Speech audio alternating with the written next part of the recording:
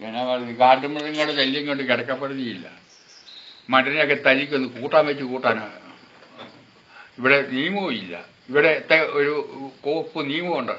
ഒന്നിനെ കൊന്നാക്കരുത്, തിന്നാക്കരുത്. പാമ്പിനെ കാണുമ്പോൾ തുതി എലിക്കണം, പട്ടിയെ കാണുമ്പോൾ തുതി എലിക്കണം, പൂച്ചയെ കാണുമ്പോൾ തുതി എലിക്കണം, പന്നിയെ കാണുമ്പോൾ കാട്ടുപന്നിയെ കാണുമ്പോൾ തുതി എലിക്കണം, ആനയെ കാണുമ്പോൾ തുതി എലിക്കണം. ഇതെന്തിന് എവിടുത്തെ കാട്ടുമൃഗങ്ങൾ കാട്ടിൽ കിടന്നോണം. അതാണ് കാട്ടിന്റെ അതിർത്തി വിട്ട് ഇങ്ങോട്ട് വന്നിട്ടുണ്ടെങ്കിൽ അതിനെ തല്ലിക്കൊന്ന് കൂട്ടാൻ വെച്ച് കൂട്ടാനുള്ള സ്വാതന്ത്ര്യം കർഷകന് കിട്ടേണ്ടതാണ്. അത് കർഷകന്റെ മൗലിക അവകാശമാണ്.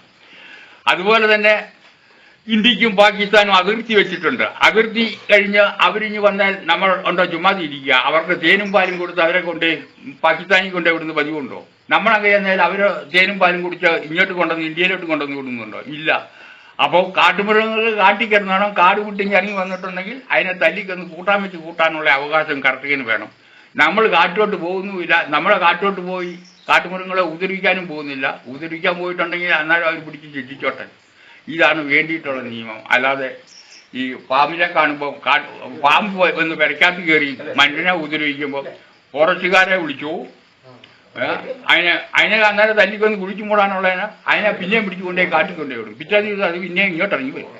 ഇതുകൂട്ട് ഈ നിയമം ഈ രാജ്യത്ത് നിന്ന് എടുത്തു മാറ്റിക്കളഞ്ഞാൽ മാത്രമേ ഈ രാജ്യത്തെ കർഷകന് എന്തെങ്കിലും ഒരു ഗുണം കിട്ടുകയുള്ളൂ.